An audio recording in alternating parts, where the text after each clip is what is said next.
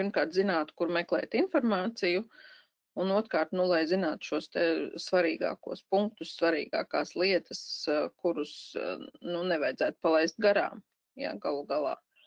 Tālāk būs nodokļu režīma izvēle, tad kas ir tas, uz ko man skatīties, ja es vēl to neesmu izvēlējies, vai varbūt man ir kaut kas jāmaina.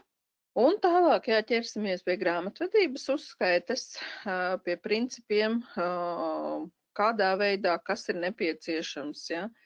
Tad gan attaisnojošie dokumenti, gan arī ieņēmuma izdevumu žurnāls.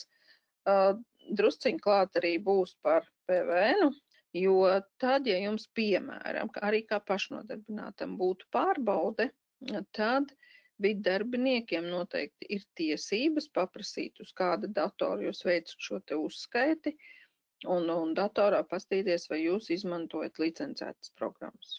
Tādas tiesības viņiem ir. Jā, līdz ar to,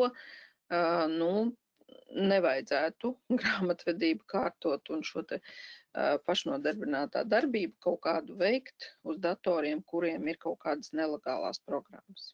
Par režīmiem, par kuriem es stāstīšu, tātad būs pirmkārt vispārējais režīms, tad kā es saku, vienkāršais pašnodarbinātais maksā iedzīvotāju ienākumu nodokli, sociālās iemaksas. Tālāk ir šis dokumenta autors vai darījuma partneris. Te var būt, ja jūs sagatavojat vai kvīti vai rēķinu, rēķinu šajā gadījumā nemaksājums vairāk, jā, tur tā kā varētu būt, bet vairāk par kvītīm te ir runa. Es vienkārši parādu, ko es esmu, kādus līdzekļus esmu iztērējusi saimnieciskai darbībai. Ja? Un otrs, protams, es arī redzu, vai man ir kaut kāda starpība, vismaz man paliek vai nekas nepaliek. Tur es izdevumos likšu arī samaksāto mikrouzņēmumu nodokli, ja? Un tur tad es arī redzēšu, cik ir tā daļa, procents, vienalga sauciet kā gribat, kas paliks man. Šodien mēs iziesim cauri pamatlīdzekļu visai uzskaitei, visai, tam būtiskākajiem, ja, kas attiecās uz pamatlīdzekļiem, pamatlīdzekļu nolietojumu.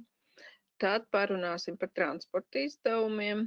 Jā, te rakstīts īpatnības, tur ir sava specifika, tāpēc arī tas tā kā vairāk atsevišķi ir izdalīts.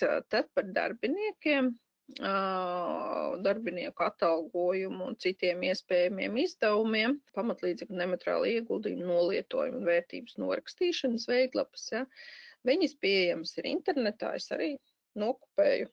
Lūk, tad arī pirmajā gadā tātad ir 10 mēneši, jo nopirka februārī sāk ar martu, un tad ir vairākus gadus, 4 gadus ir tas gada nolietojums, un pēdējā gadā vēl noraksta to, kas ir, teiksim, atlicis par šiem 2 mēnešiem. Saimnieciskās darbības veicējs var doties, meklēt jaunus tirgus. Viņš var tāpat kaut kāda šī pieredzes apmaiņa. Ja? Proporcija vai vispirms precizēja izdevumus 21. ailes kopsumai, un tikai pēc tam tos sadala starp lauksaimniecību un citiem veidiem.